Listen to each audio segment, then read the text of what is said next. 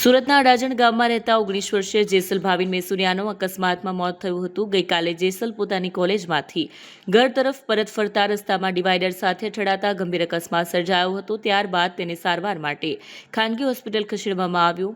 હોસ્પિટલમાં તેમને મૃત જાહેર કરવામાં આવ્યા। જેસલ મેસુરિયા કોલેજમાં અભ્યાસ કરતો હતો। જેસલના માતા પિતાએ નિર્ણય કર્યો કે અંગદાન કરશે। ત્યારબાદ જેસલના ચક્ષુદાન કરવામાં આવ્યા। સમાજ માટે આ એક પ્રેરણાદાયક કિસ્સો છે। માતા પિતાનું એકનું એક સંતાન હોવા છતાં તેમણે અંગદાન કરવાનો નિર્ણય લીધો છે। છોટુભાઈ પટેલ સામાજિક કાર્યકર્તા રહેવાનું અડાજણ ગામ।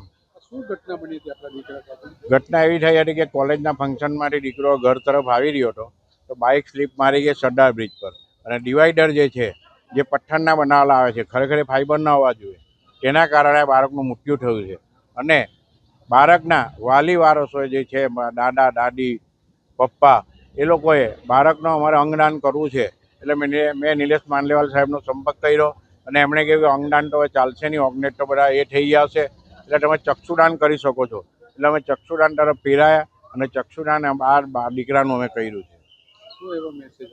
સમાજને એ મેસેજ આપવા માગું છું કે જ્યારે 19 વર્ષનો એકનો એક દીકરો ગુમાવ્યા પછી જે મા બાપો અને જે દાદા દાદી એમ કહેતા હોય કે મારા દીકરાનું અંગદાન કરવું છે, મારા દીકરાનું જે બી અંગ છે એનાથી હું બીજાને જોઈને એને સંતોષ માની કોઈને બી એની આંખ લાગશે તો એમ માનીશ કે મારા દીકરાની આંખ છે તો એનાથી લોકોને અંધાપો દૂર થશે અને આ જે અંગદાન કરવાની જે પ્રક્રિયા છે એ સતત સમાજમાં ચાલતી રહે અને સમાજના લોકો આ પ્રક્રિયામાં જોડાય મોટા ભાગે અને સમાજ આ પ્રક્રિયા કરતો રહે અને અનેકો લોકોના જીવન મળે એવું મારી એ છે। મારો લાસ્ટ સવાલ છે, કઈ કોલેજમાં પડતો? એ કેટની કોલેજમાં એન્જિનિયરિંગ કરતો હતો બાળક, 19 વર્ષનું બાળક હતું।